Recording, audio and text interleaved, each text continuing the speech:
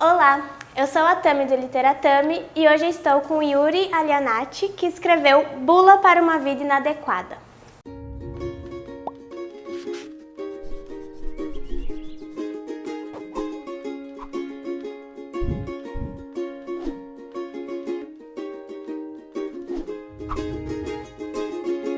Então, seu livro ele é uma reunião de crônicas que já foram publicadas na Escotilha, a maioria, né? Com exceção de algumas que foram escritas para o livro.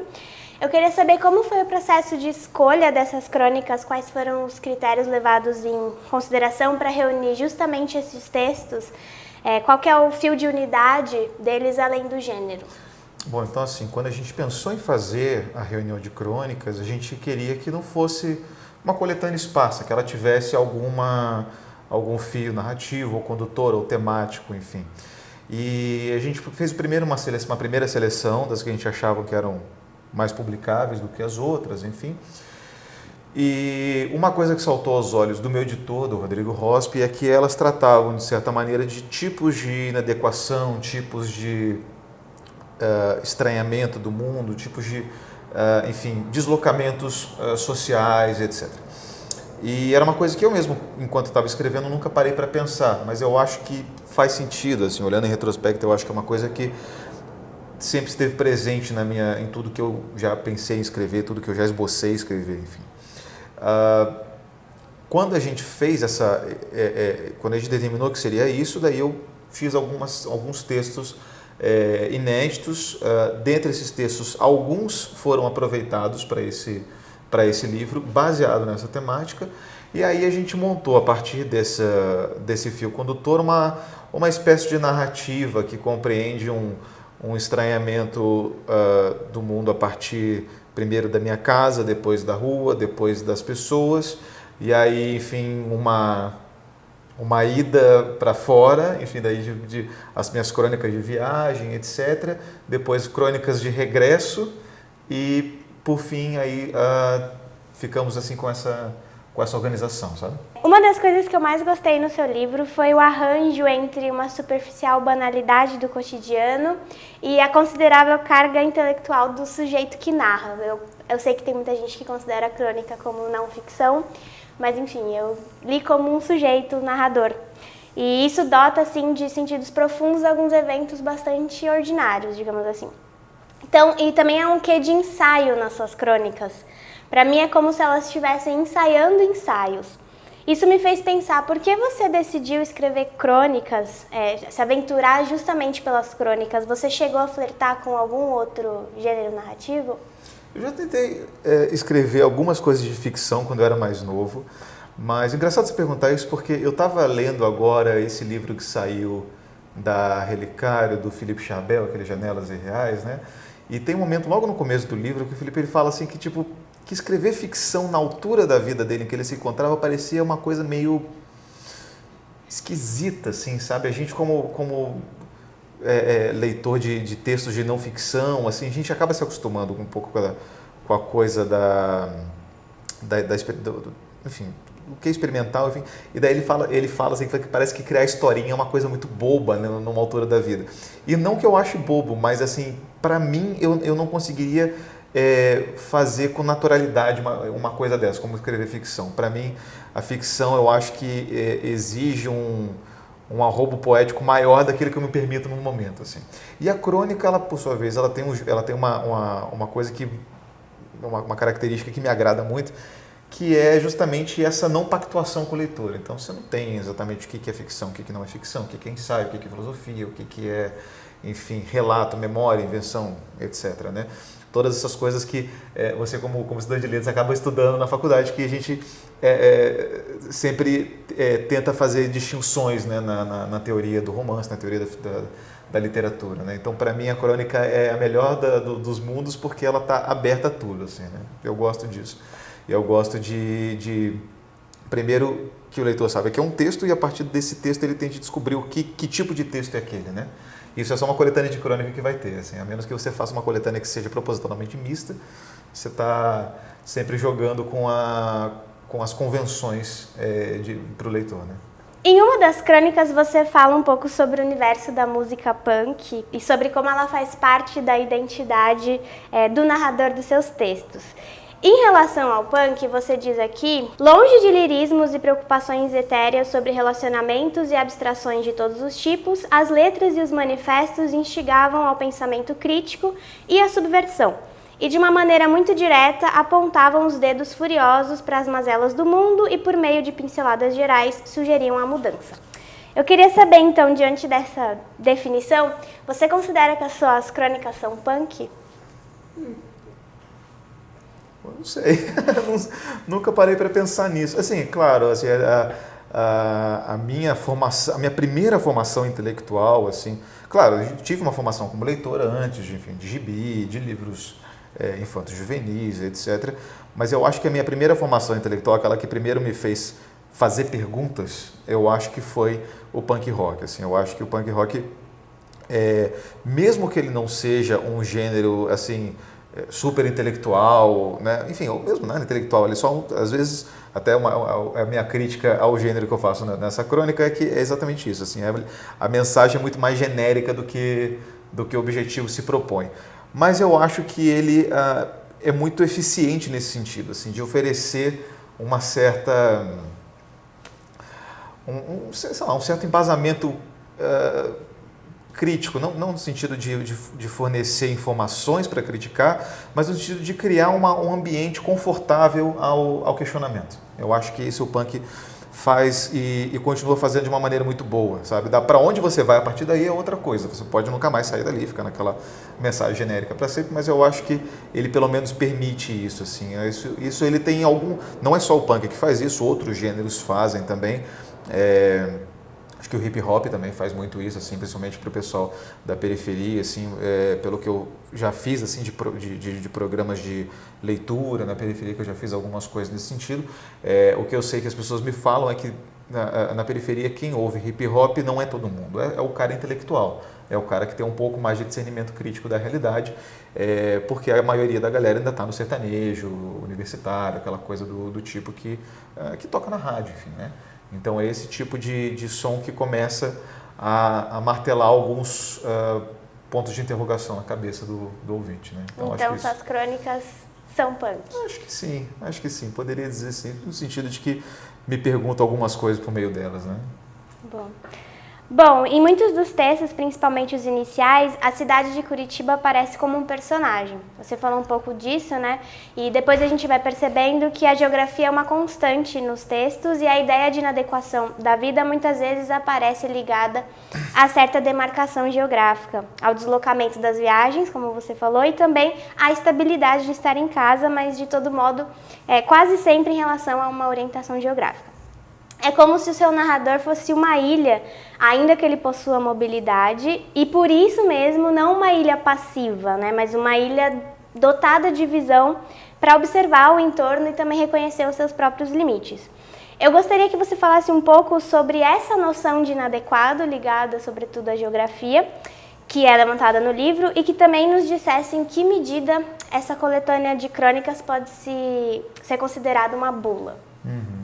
Então, primeiro assim, quando a gente pensou em bula, a gente estava pensando em alguma coisa que fosse, sei lá, não no sentido às vezes até de bula de remédio, mas no sentido de alguma coisa que fosse ao mesmo tempo indicativa e prescritiva ao mesmo tempo. Eu acho que a bula tem essa característica, então acho que foi daí que veio a ideia do negócio da bula, né? A geografia para mim sempre foi uma coisa de muito estranhamento, porque eu sou de um lugar que é muito peculiar, assim, eu nasci numa praia muito pequena, que, sei lá, tinha 800 habitantes, na alta temporada ia para 1.200, talvez, alguma coisa do tipo, nunca houve um censo, mas a gente meio que estima, porque com quantidades pequenas é possível a gente fazer uma coisa dessa. E eu fui migrando, eu mudei 2 vezes de cidade, dessa cidade pequena para uma cidade de médio porte, que tinha 120 mil habitantes, e agora para Curitiba, onde eu moro hoje, que tem aí 1.700.000, mais ou menos, uma coisa assim.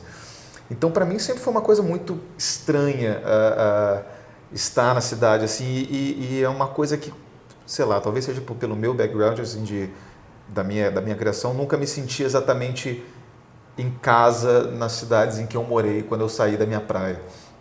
né? Eu acho que essa questão eu acho que nascer na praia, ela tem um peso muito forte, porque a praia é uma geografia muito única que você não encontra mais em nenhum lugar. Mesmo quando você vai para outra praia, a geografia sempre é um pouco diferente, né? Até acho que daí que veio essa expressão que a gente usa, assim, essa daqui não é minha praia, né? Quando você diz assim, isso aqui não é muito o meu negócio, né? Então, assim, quando a gente fala assim, não é muito a minha praia, assim, você está deslocado de alguma forma, né? Ou essa coisa está deslocada em relação a você. Eu acho que a geografia desempenha esse papel para mim. A geografia, ela, ao mesmo tempo em que quando eu volto para a cidade tem algumas crônicas de regresso, e eu vejo que esse regresso é um regresso que reafirma a minha identidade, que eu acho que ainda é uma busca, não sei exatamente o que seria, que tipo de sujeito seria eu, assim, o meu eu narrador. A cidade, de uma maneira geral, ela me coloca em constante contato com essa inadequação para a vida em sociedade, para a vida na cidade grande, para a vida na cidade média, para a vida em qualquer cidade, na verdade. Então, acho que é isso que eu procuro fazer. E as crônicas de viagem também pelo estranhamento do lugar, que eu acho que é um momento que você sempre passa, assim, né? Eu acho que você, por mais que você queira se sentir familiarizado com a cidade e tal, você sempre está tocando superfícies, né, quando você viaja. Você nunca está conhecendo a cidade em seu, né, em sua essência mais profunda, assim. Então, eu acho que é sempre muito engraçado perceber nessas superfícies os estranhamentos que esse tipo de experiência pode proporcionar. Por isso que viajar é tão legal, inclusive, né? Porque você sempre está em contato com alguma diferença, mesmo que sejam diferenças bobas, assim. Eu estive agora no Chile, por exemplo, e vi assim que, por exemplo, lá no Chile, água com gás é a tampinha azul e água sem gás é a tampinha vermelha, que é o contrário daqui. E assim, é uma superfície boba, mas a partir daí você começa a pensar, primeiro, que você não está no lugar em que você se acostumou e que as convenções desse lugar em que você cresceu e se criou não valem mais aqui. Então, você tá, em certa maneira, você começa a perder os seus referenciais. Quanto mais você viaja, quanto mais você explora, mais essa coisa fica distante das tuas referências, das tuas medidas, né, de certa maneira. Então, acho que é isso. A minha última pergunta para você é a seguinte: eu queria saber se você pretende acompanhar as pessoas, os booktubers que falarem do seu livro, ou se você compactua com alguns autores que dizem que a opinião de quem faz vídeo sobre livros na internet não vale de nada. Não, acho que vale bastante, na verdade. Pretendo acompanhar sim, até porque esse livro, quando a gente escreve, assim, a gente vai publicar um livro, existe essa coisa de você ter os seus pares leitores. São pessoas que leem os seus livros, dão uns toques para você e tal, dizem faça isso aqui, não faça isso aqui e tal. Eu tive muito pouco isso, porque eu sou muito tímido, não gosto de pedir essas coisas para as pessoas. Eu acho muita encheção de saco, não quero que as pessoas achem que estão me incomodando. Então, assim, esse é um livro que ainda precisa de muito feedback. E eu sei que como autor estreante, a gente acaba... para mim, assim, o autor estreante, ele sempre acaba pecando pelo excesso. Raramente falta coisa no autor estreante. Porque, assim, o autor estreante, ele transborda de características, essas características desequilibram o livro. Então, assim, eu não tenho nenhuma ilusão de que meu livro é um livro de estreia perfeito, nem nada do tipo, assim, que eu acho que é um começo, né? Que talvez não saia daí para mais nada, talvez saia para alguma coisa, mas eu acho que o que as pessoas inferem do meu livro, eu estou muito interessado em saber. E as pessoas que falam sobre livro na internet, enfim, existem duas pessoas, as pessoas que realmente estudam e conhecem mesmo a coisa e a comunidade de leitores que querem trocar experiências por meio dos vídeos. Esses dois leitores me interessam, né? O leitor comum também me interessa, porque o leitor comum é a pessoa com que eu quero atingir com o meu livro, assim, né? Eu estava falando para os meus amigos assim que uma das minhas maiores conquistas como autor até o momento foi que o baixista da minha banda leu meu livro, assim. Ele não lê, ele não gosta de ler, assim. Ele leu meu livro e fez um comentário sobre ele, assim, que eu achei muito sensível, assim. Ele falando as impressões dele, enfim. Então, assim, esse leitor me interessa muito.